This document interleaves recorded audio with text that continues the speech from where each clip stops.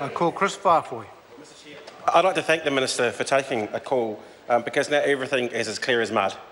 I'm really happy because so clear that it actually goes against what the Telecommunications Forum has said in their press release tonight, because the Minister has said that the telecommunications companies are the ones to blame here, that this is not a tax, but it's clear from the press release put out by the Telecommunications Forum, I guess a couple of hours ago, Mr Speaker, that this situation is, as I said before, as clear as mud. Because the Minister said that because of the level that of levy, or tax I should say, that the prices should have come down.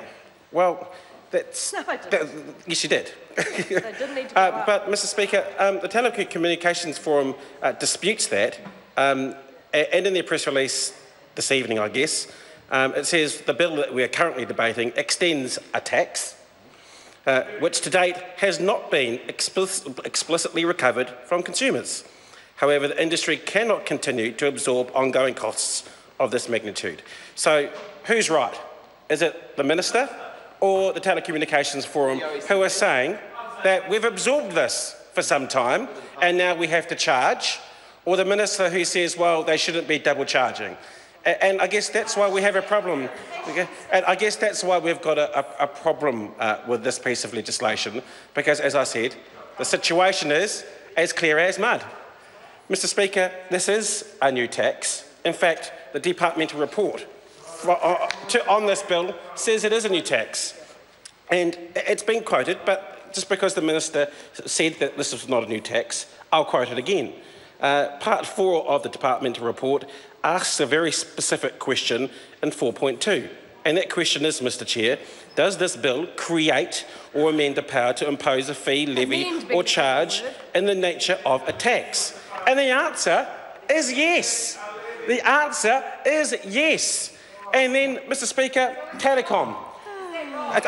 Here's a question for the Minister, if she's disputing a lot of the things that I've said today.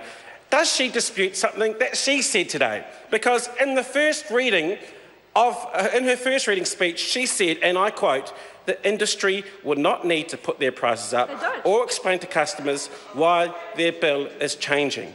Well, that would be great because she's obviously trying to cushion the market. People at home would be worried if they're going to pay more in their bills. But the reality is, Mr Chair, that less than an hour later, Telecom said they were going to put their prices up by $1 a month.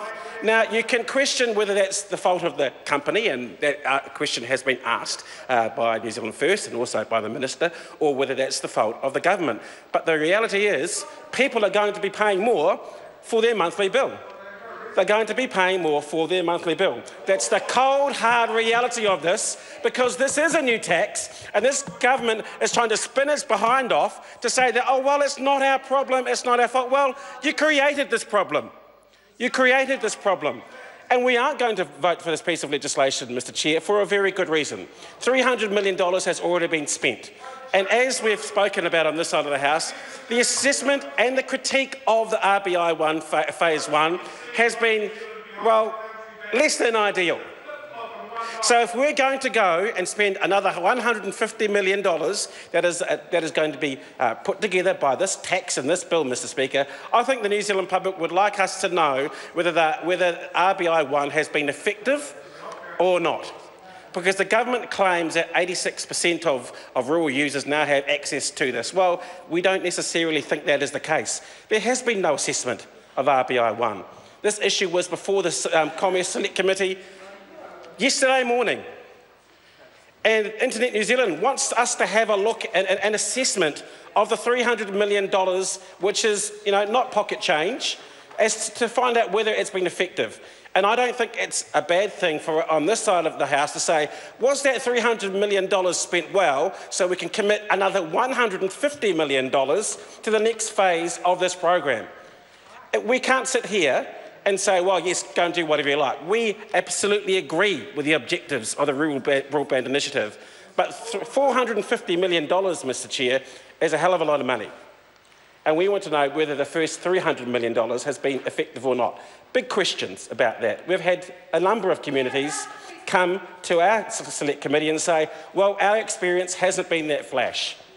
So is this something that's happening up and down New Zealand? Is it something that we need to address? Is it something systemic? Mr Chair? I call David Clark. Thank you, Mr Chair.